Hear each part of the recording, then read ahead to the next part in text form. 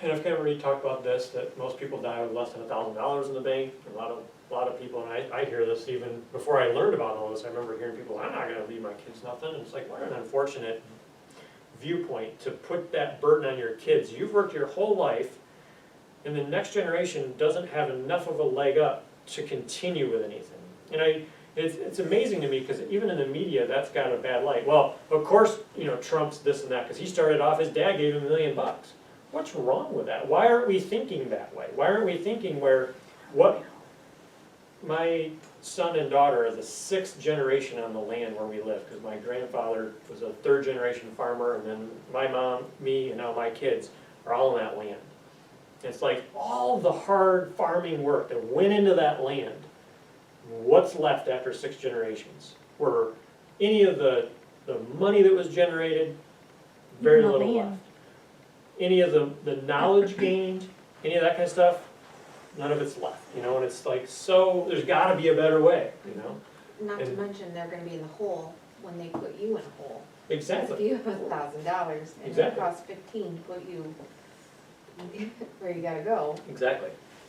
So, also in the book, What the Rockefellers Do, one of the really cool things about that, and I've already alluded to some of this, but we'll go into a little more detail here as we wrap up, there's a few more slides left, is many of you have your own business. So you know about taglines, logos, mission statement, vision, like that's part of having your own business, right? Which is key things to think about and do. We do that in our business.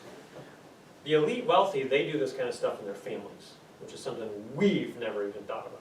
It's probably the first time you've ever heard about it. Is they think about all that stuff, and they do all that kind of stuff.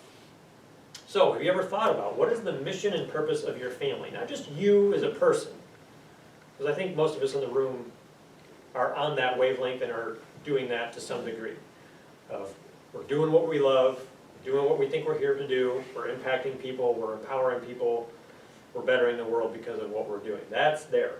But what if we ever thought about taking it just to the next step bigger, and what is our family purpose?